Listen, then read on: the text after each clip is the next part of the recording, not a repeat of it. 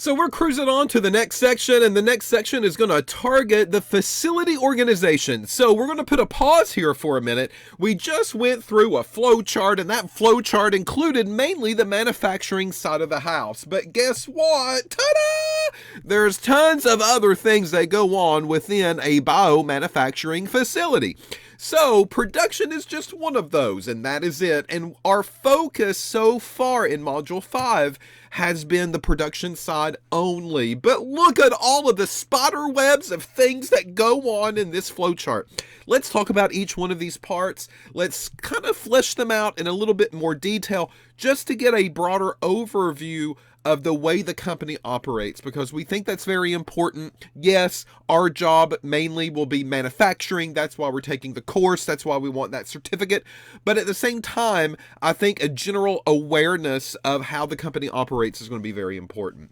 So first off, I'm going to talk about, I'm going to start in the upper left-hand quadrant, I guess, if I can call it that. We have the warehouse facility. So the warehouse is what you would think a warehouse is. It is full storage, and it is shipping, and it's receiving, and it is segregation, and, separating the samples out in smaller batches and so forth. That's what's going on in the warehouse. And the warehouse, of course, is connected to production, because if this is where all the materials are going to be shipped to, so that way the company can receive them, then they're going to have to be used, and the warehouse controls a lot of that flow. So that's what you're seeing in the flow chart. It says that they are going to be in charge of all the materials that go on in the manufacturing and other aspects of the laboratory or the company as well. Segregate materials, dispense the materials to the production side. They receive the raw material, and they receive final products. So that is a quadrant that we need to talk about on the flow chart, because the warehouse has a very, very large responsibility, and without that, we can't really do anything. So thank you, warehouse folks. We appreciate the job that you do for us, because without you, we couldn't actually get the stuff that we need in order to make our products and in order for me to do my job. All right, so if we go on around, we're going to go clockwise. So in the other quadrant up here at the very top, I'm going to see the regulatory side of the house. All right, so I'm just going to label this as number 2. So the regulatory side of the house is an entire area of the business that is in control of quality and training and everything that goes on within a company that's related to that. So if you look, it says regulatory. We're going to regulate things. We're going to have to oversee stuff. We're going to have to make sure things are being done the right way. Things are getting recorded the proper way. Things are getting tested the proper way. And then when new hires are coming into the business, we want to make sure that they are trained the proper way. So everything that's going on quality-wise or just procedure-wise really starts here with the regulatory side of the house, and then they begin to issue these documents that everyone really has to follow at that point. And they also quality check and quality review all of the laboratory data that's coming into the house. All right, so if I look at some of these words, it says quality assurance is directly related to quality control. So that quality control piece is going to be really looking at laboratory testing for the most part. And the assurance group is just going to make sure, and they're going to assure that things are getting done the proper way. So they are connected with each other. Sometimes within a business, they are the same exact group, QA and QC, and sometimes they are separate. They have different identified roles, but quality is part of this discussion that we need to have. Next up, it says training, document control, environmental monitoring. All of those are going to be overseen by the quality assurance group or the regulatory group that's going to be in-house within a business most of the time. Also notice that the training trains all personnel. The document control group, it basically gives us batch records and standard operating procedures. The environmental monitoring, making sure that everything is staying clean, everything is staying safe. All of that is tied to production. So they're going to have their hands in production as well, and they're going to have to basically give us things to follow that we're going to have to initial, that we're going to have to cross those T's, dot those I's, and make sure that the regulatory group is going to be very happy. So I skipped over the middle one, and the reason is because this middle one is going to be quality control. So I know this isn't a quadrant anymore because there's actually more than 4, because that's quadrant. But the reason I skipped over quality control is because quality assurance is tied to quality control. So again, sometimes these groups are the same and sometimes they're totally different. But quality control, if you take a look at their role, it's test and release materials and final product testing. So the quality control group is looking at all of the ingredients, the inputs that we need to be using in the manufacturing line. And the quality control group is testing those to make sure that they are safe and that they are what they are supposed to be. So they are very pure forms of whatever the warehouse is getting at that moment. Then when they clear that, it can go to production. And then once production kind of gets finished with what they need to do, then it can go back to the quality control group and they can test those final products as well. So they can make sure that the final product is also safe, it's also pure, it is ready to go based on company standards. So again, it has ties to production because all roads lead to production here. All right, so if I continue to go around, we'll do research and development down here. So I'm just going to label this one as number 4. Numbering does not matter, folks, right? We're just discussing the different segments. That's it. But R&D is research and development. So R&D is basically going to constantly look at maybe new ways of doing things. They're going to keep an insight of maybe trends that are going on. There's always areas for improvement that can begin to happen. R&D is part of that. When they come up with this idea, then they're going to kind of go, hey, production team, do you think that you can kind of do this? Because here's a document that we've created for you, and these are the steps that you're going to have to go through in order to do this maybe a different way. Well, it's just not as simple as that, right? But this is kind of the overall goal of R&D. All right. So what can the company do? Can we make more things? Can we make it in a different way? Can we make it quicker? Can we make it better? Can we make it cheaper? That is going to be the role of R&D many of the times. All right. Next up is the packaging piece, and the packaging is very self-explanatory. It is connected to production because whatever we are producing, whatever is getting tested, and it is safe, and it is effective, and it is very high purity, and we feel really good about that product is going to have to be eventually put into some packaging materials. So whether that is bottle or some type of containers or vials or needles, syringes, whatever the case might be, dermal patches, the packaging group is going to kind of take it from there and do what they need to do. So they're going to be in charge of distribution, they're going to be in charge of labeling, and of course packaging it the proper way. And then finally over here, as we work around our clock, this is going to be number 5, and then this is going to be number 6.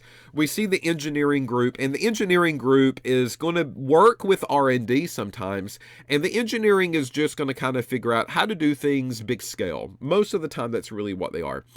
So if there's something that goes out of whack, they have been part of the design process, and because they've been part of the designing process, they should also be part of the maintenance process when something goes out or when something goes bad.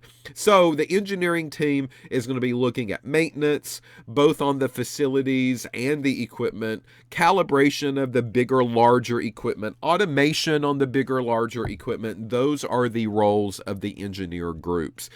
So think of them as kind of the big scale, big bulk type of mentality.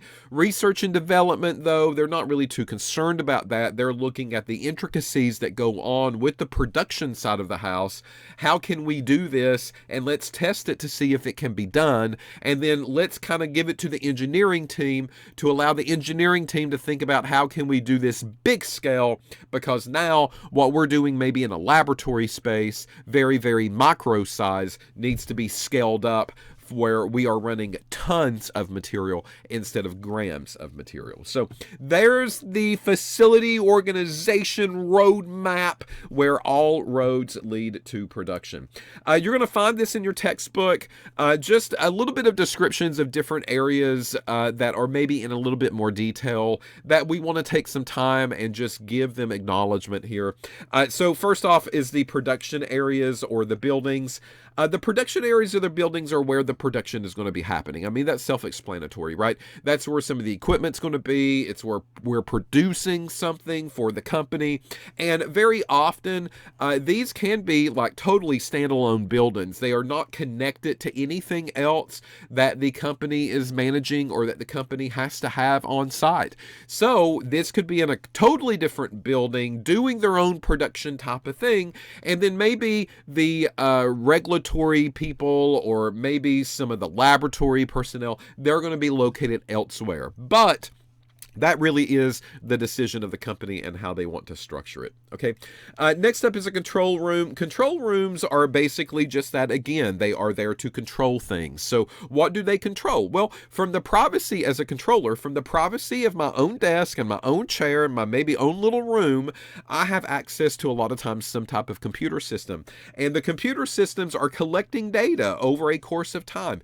So from the little keyboard with my magic little God finger, I can hit a button and then all of a sudden I can help control temperatures or maybe help control pHs or put a red flag or close off a valve or open something back up. So these are the controllers. This is the control room, and they can do a lot of this now through automation and through the help of computers and some type of software that allows them to control things without even getting out of their chair to do that throughout the day. Now, not all facilities are fully automated, and many of them though are semi-automated, but not all of them are fully automated, and control rooms will look different depending on company to company. Next up are the warehouses. The warehouses are just really the storage areas. So this is where the raw materials are going to be held. Maybe some of the final products are going to be held here, but these warehouses suit a purpose. And I don't want you to think of warehouses as like storage units. That's not what these things are. Some of these warehouses have to be climate controlled. They've got to be temperature sensitive. There's going to be maybe freezers or large refrigerators in-house. I mean, warehouses are not what you think they are. It is not just an empty shell of a building with some wire racks that we are putting stuff onto a shelf. Yeah, sure, that can be part of it. But very often in the biological world and in the pharmaceutical type of world, we need to make sure that things are held at constant temperature, that things are not breaking down or decomposing, and warehouses have to be a little bit specialty because of that idea. Next up are tank farms. So tank farms are just outdoor areas where tanks are storing raw materials and products. So if they're not warehouses, which raw materials and products that are ready to be shipped are going to be stored, then this is going to be maybe a tank instead of a building, and maybe those tanks are housing some of the material that we need to use in the production side of the house. So tank farms, again, not all businesses will have them, but if you do see some of these large or big vats or big tanks on the outside of a business, it probably has something in it, and some of those could be raw ingredients that we need to use in order to make a product. Next up are utility areas. Utilities are just that. We've talked about utilities before. We said that these are inputs, and utilities are things like water and electricity and those types of things. So these utility areas are going to be doing that. So these are areas that are dedicated where, let's say that we are generating very high purity water. That's a utility area. So there's going to be a room or an area within a company that's generating that high purity water. We're going to have to test it to make sure it is high purity, but there's going to be an area where the majority of that work is getting done. So that's going to be a utility area there, right? We can produce steam because maybe we need steam that's going to be a little bit hotter, right? We need some cranking some heat energy into the system. Well, steam is going to be a utility area. There's going to be an area that this steam is going to be generated, and that is a utility area by definition. All right. Next up, as we continue on, not too many more that are left. Next are waste treatment areas. So, as you can imagine, we are generating things, and as we generate things, waste gets generated. What do we do with the waste? Where does it go? How do we dispose of that? Well, there are areas within a company sometimes that's where all the waste goes. So, all the waste goes into this area of the company, and then someone is in charge of processing that waste to make sure that it is safe before we begin to dump it. So liquid waste, believe it or not, they can often be dumped down into lagoons or some types of large ponds or tanks that are located around or near the company. And then sooner or later, what we hope is that it can eventually go into the sewer system or a nearby river. So this way we are dumping waste, but that waste is cleaned up, and that waste is no longer hazardous or toxic or anything like that anymore. It is just simply maybe sometimes salt water or some type of purified water, maybe. As long as we test it, we make sure that it's good before we dump it, we're going to be fine. So we just dump it down into something like the Cape Fear River, and the river just flushes it on out, and down the river it goes until it hits maybe the ocean. So these are waste treatment areas. They have a very important job, and it's to make sure that we don't poison and kill everything that's around the business. Next up, number 7 are the maintenance areas. Maintenance is, again, just that. If you have maintenance done on your vehicle or maintenance done on your house, you know what I'm talking about. These are people that are specialized in fixing problems. That's what they do. So we've got a maintenance area. A lot of times that's where spare parts are held, some tools and some equipment that's needed in order to fix some of these problems that begin to happen throughout the day or throughout the week, because something is going to happen and something is going to shut down, and something's going to mess up, and something is going to need to be fixed. And that's the maintenance crew. So again, their job is very important as well. And finally, we get number 8, and number 8 is the laboratory area of the company. They can have multiple different labs, multiple different areas that they are working and operating in. Sometimes the production will have its own lab that is nearby, and then they will have an additional lab that does more of the advanced testing in a different building that's maybe a little bit cleaner or whatever the case might be. But there are laboratories in-house. And this is kind of where our chemical technology program comes into play, because our ChemTech program will basically be training you on all of the analytical equipment that is going to be used in order to test some of these raw materials and some of these products that a company is making. Biotechnology is also going to be doing the same way, except this is just really the biology side of the house, and the chemical technology side is really more of the analytical chemistry-based types of tests that are being done. So it really just depends on what kind of group that you need, but that's the purpose of these 2-year programs, and Cape Fear will offer some of these 2-year programs. So take a look at them, and if you want to know more about them, let me know, because I can answer those questions too, believe it or not.